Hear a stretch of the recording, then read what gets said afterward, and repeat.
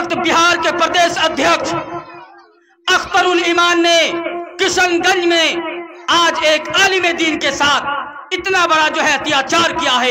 एक आलिम दीन के साथ एक अच्छे प्रवक्ता, एक अच्छे इस्लामी स्टेज के स्कॉलर हजरत मौलाना अब्दुल्ला सालिम चतुर्वेदी को आप हर कोई जानते हैं, आज उनके साथ नाइंसाफी हुई है। जो आज असदुद्दीन ओवैसी का नाम जानते हैं, असदुद्दीन ओवैसी को पार्टी को जानते हैं, MIM के नाम से इस पार्टी का बिहार में अगर परिचय कराने वाला कोई है तो अब्दुल्ला सालिम चतुर्वेदी है। पिछले साल भी बिहार के प्रदेश अध्यक्ष अख्तरुल ईमान ने अब्दुल्ला सालिम को टिकट नहीं दिया। अब्दुल्ला सालिम फिर 5 साल मेहनत किए, 5 साल उनका गुजर गया।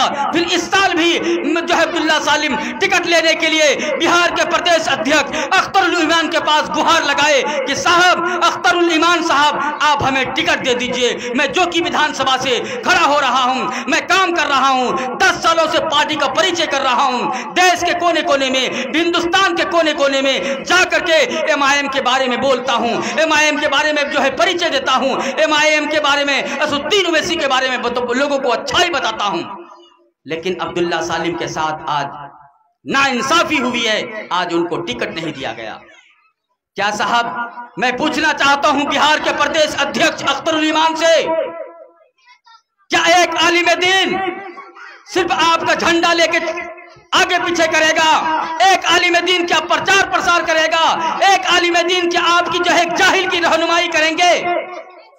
इसलिए आज उलमा को खुद बेदार होना होगा, आलिम दीन को खुद बेदार होना होगा, मुफ्तियाने किराम को खुद बेदार होना होगा। आज मुसलमानों का कोई वजूद नहीं है।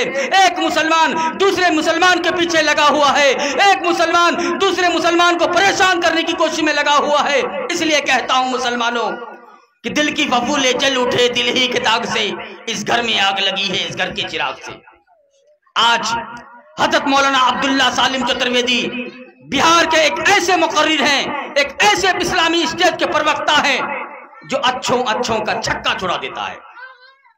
जब वो बोलने पर उतरते हैं, ऋग्वेद, यजुर्वेद, सामवेद, रामचरितमानस, भागवत गीता में जब बोलते हैं, हमारे सनातन भाई, हमारे हिंदू भाई उनकी आवाज को सुन करके, उनकी बात को सुन करके दंग रह जाते हैं कि मौलाना साहब, जो बात आप बता रहे हैं और जिस तरह से आप रामायण को पढ़ते हैं, जिस तरह से आप ऋग्वेद, यजुर्वेद, साम को वेद को पढ़ते हैं, आज तक हमारे कोई पंडित ऐसा नहीं पढ़ा है।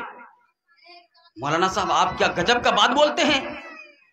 खुदा की कसम 90% लोग हमारे हिंदू भाई अब्दुल्ला सालिम को तायद करते हैं, उनको अपनी सराखों में बैठाते हैं, उनकी बात को सुनते हैं। अगर इस इलाके में, हिंदुस्तान के किसी गोशे में अब्दुल्ला सालिम का अगर किसी इश्तिहार में नाम आता है, जलसे में, तो हमारे हिंदू भाई सबसे पहले पहुंचते हैं। नहीं, मौलाना का बयान सुनना है, मौलाना अच्छा बोलते हैं।